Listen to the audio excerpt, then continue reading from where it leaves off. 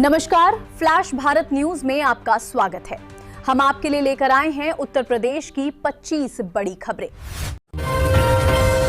पंजाब विधानसभा में बड़ा राजनीतिक हंगामा देखने को मिला है। जानकारी के अनुसार मुख्यमंत्री भगवंत मान पर विपक्ष ने आरोप लगाया कि वो सदन में नशे की हालत में पहुंचे थे, जिससे माहौल तनावपूर्ण हो गया। बताया जा रहा है कि कांग्रेस और अकाली दल के नेताओं ने इस मुद्दे पर जोरदार विरोध किया और सभी विधायकों का अल्कोहल टेस्ट कराने की मांग उठाई, जिसके बाद विपक्ष ने वॉकआउट भी किया। दरअसल आपको बता दें, आम आदमी पार्टी ने इन आरोपों को पूरी तरह निराधार बताया है और इसे राजनीतिक साजिश करार दिया है, जिससे सियासी विवाद और गहरा गया है।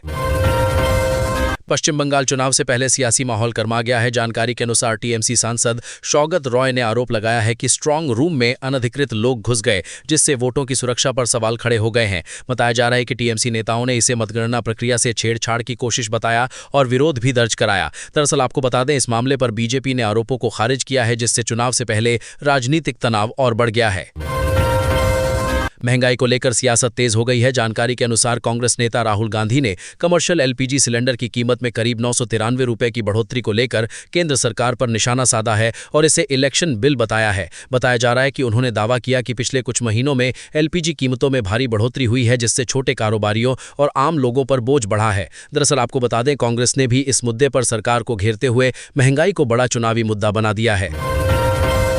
बिहार से जुड़ा बड़ा राजनीतिक बयान सामने आया है। जानकारी के अनुसार तेजस्वी यादव ने आरोप लगाया कि दूसरे राज्यों में बिहार के लोगों के साथ दुर्व्यवहार हो रहा है और उन्हें गालियां तक दी जा रही हैं। बताया जा रहा है कि उन्होंने बीजेपी पर निशाना साधते हुए कहा कि ऐसी घटनाओं में सरकार की जिम्मेदारी बनती है, लेकिन कार्यवाही नहीं हो रही है। दरअसल आपको बता दें, इस बयान के बाद सियासत गर्मा गई है और बिहार में कानून व्यवस्था और सम्मान के मुद्दे पर बहस तेज हो गई है। ईरान से जुड़ा बड़ा अपडेट सामने आया है। जानकारी के अनुसार आयतुल्लाह मोहसिन कौमी ने कहा है कि मुज्तबा खामेनेई चोट लगने के बावजूद पूरी तरह स्वस्थ हैं और सक्रिय रूप से काम कर रहे हैं। बताया जा रहा है कि उन्होंने स्वास्थ्य को लेकर फैल रही खबरों को दुश्मनों की साजिश बताया और कहा कि ये अफवाहें जानबूझकर फैलाई जा रही हैं। दरअसल रिपोर्ट्स के मुताबिक हमले के दौरान उन्हें चोटें आई थीं, लेकिन अब वो हालात पर पूरी तरह नियंत्रण रखते हुए फैसले ले रहे हैं। कमर्शियल एलपीजी की कीमत बढ़ने से बड़ा असर देखने को मिल रहा है। जानकारी के अनुसार 1 मई 2026 को करीब 993 रुपए की बढ़ोतरी के बाद 19 किलो सिलेंडर की कीमत 3000 रुपए से ऊपर पहुंच गई है, जिससे होटल, ढाबे और पीजी संचालक प्रभावित हुए हैं। बताया जा रहा है कि हैदराबाद में कई पीजी और हॉस्टल अब लकड़ी के चूल्हे और इंडक्शन का सहारा ले रहे हैं, क्योंकि गैस बहुत महंगी हो गई है। दरअसल आपको बता दें, इस बढ़ोतरी के कारण रेस्टोरेंट और खाने पीने की चीज़ों के दाम बढ़ने तय माने जा रहे हैं, जिसका सीधा असर आम लोगों की जेब पर पड़ेगा।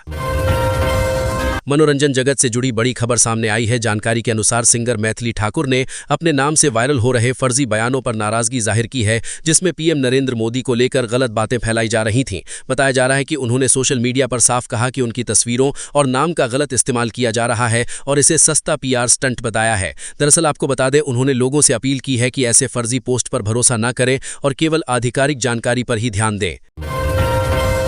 ईरान से जुड़ा तेल संकट वैश्विक स्तर पर बड़ा असर डाल रहा है। जानकारी के अनुसार अमेरिका द्वारा लगाए गए समुद्री नाकेबंदी के कारण ईरान के तेल निर्यात में भारी गिरावट आई है और लाखों बैरल तेल टैंकरों में फंसा हुआ है। बताया जा रहा है कि स्ट्रेट ऑफ हॉर्मुज के बाधित होने से वैश्विक तेल सप्लाई पर असर पड़ा है, जिससे कच्चे तेल की कीमतें तेजी से बढ़कर $120 प्रति बैरल से ऊपर पहुंच गई हैं। दरअसल विशेषज्ञों का मानना है कि ये दुनिया का सबसे बड़ा ऊर्जा संकट बन सकता है, जिससे महंगाई और आर्थिक दबाव कई देशों में बढ़ने की आशंका है।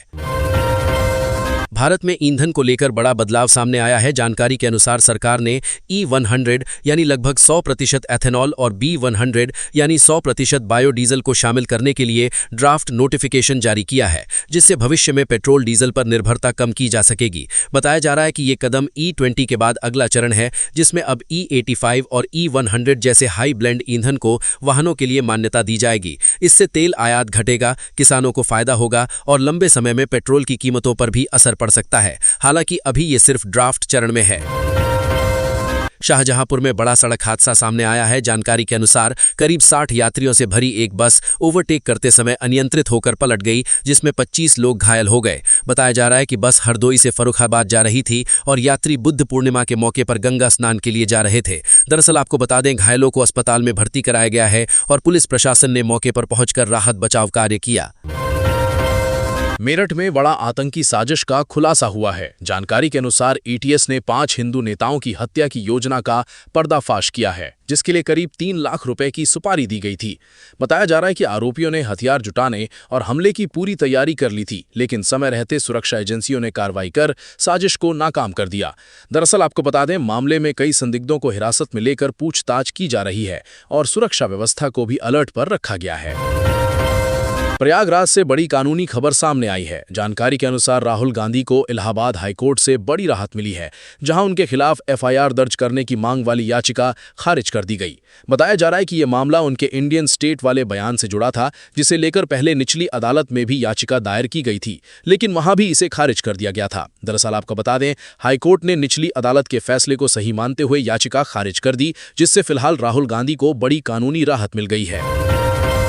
आगरा में स्मार्ट मीटर को लेकर बड़ा विरोध प्रदर्शन सामने आया है। जानकारी के अनुसार अकोला क्षेत्र में सैकड़ों ग्रामीणों ने अपने घरों से स्मार्ट मीटर उखाड़कर बिजली विभाग के दफ्तर में जमा कर दिए और जोरदार हंगामा किया। बताया जा रहा है कि ग्रामीणों का आरोप है कि स्मार्ट मीटर लगने के बाद बिजली बिलों में अनियमितता और अधिक वसूली हो रही है, जिससे लोगों में आक्रोश बढ़ गया है। दरअसल आपको बता दें, प्रदर्शन में बड़ी संख्या में महिलाएं भी शामिल रहीं और प्रशासन से मीटर व्यवस्था की जांच कर कार्रवाई की मांग की गई। लखनऊ से जुड़ी बड़ी खबर सामने आई है। जानकारी के अनुसार समाजवादी पार्टी कार्यालय में बुद्ध पूर्णिमा के अवसर पर कार्यक्रम आयोजित हुआ, जिसमें अखिलेश यादव मौजूद रहे। कार्यक्रम में बौद्ध भिक्षुओं ने वंदना कर शांति, समानता और करुणा का संदेश दिया। बताया जा रहा है कि इस दौरान सामाजिक एकता पर जोर दिया गया और बड़ी संख्या में लोग शामिल हुए। दरअसल आपको बता दें, अखिलेश यादव में प्रदेशवासियों को शुभकामनाएं देते हुए मौजूदा हालात में एकजुट होकर आगे बढ़ने की अपील भी की।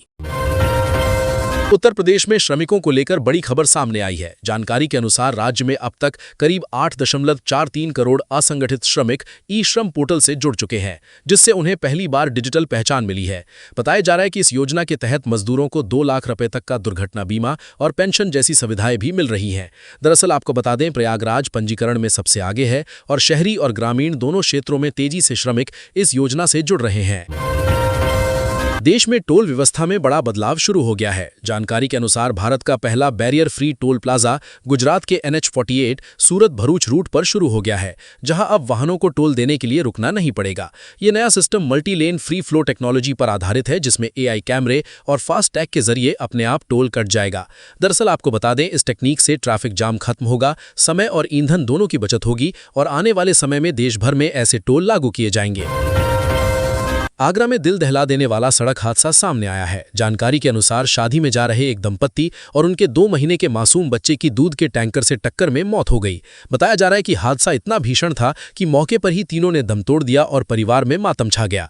दरअसल आपको बता दें, पुलिस ने मौके पर पहुंचकर शवों को कब्जे में लेकर जांच शुरू कर दी है और हादसे के कारणों का पता लगाया जा रहा है। आगरा में डॉक्टरों का विरोध प्रदर्शन तेज हो गया है। जानकारी के अनुसार आवासीय क्षेत्रों में चल रहे क्लिनिक बंद करने के नोटिस जारी होने पर इंडियन मेडिकल एसोसिएशन ने कड़ा विरोध जताया है। बताया जा रहा है कि डॉक्टरों का कहना है कि इन नोटिसों से मरीजों की इलाज सेवाएं प्रभावित होंगी और कई क्लिनिक बंद हो सकते हैं। दरअसल आपको बता दें, IMA ने नोटिस वापस लेने की मांग की है और चेतावनी दी है कि अगर फैसला नहीं बदला गया तो स्वास्थ्य सेवाएं ठप हो सकती हैं।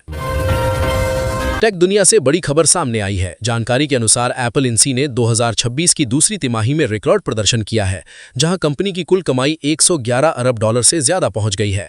बताया जा रहा है कि CEO टिम कुक ने इसे बहुत बड़ा अवसर बताया और खास तौर पर भारत जैसे बाजारों में तेजी से बढ़ती मांग पर जोर दिया। दरअसल आपको बता दें, iPhone 17 और सर्विसेज की मजबूत बिक्री के चलते कंपनी ने हर क्षेत्र में शानदार ग्रोथ दर्ज की है। हालांकि आगे मेमोरी चिप की बढ़ती कीमत चुनौती बन सकती है। बलरामपुर से दर्दनाक खबर सामने आई है। जानकारी के अनुसार राप्ती नदी किनारे पैर धोते समय फिसलने से चचेरे भाई बहन गहरे पानी में गिर गए और दोनों डूब गए।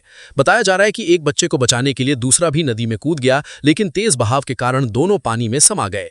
दरअसल आपको बता दें, सूचना मिलते ही पुलिस मौके पर पहुंची और गोताखोरों की मदद से दोनों बच्चों की तलाश शुरू कर दी गई है।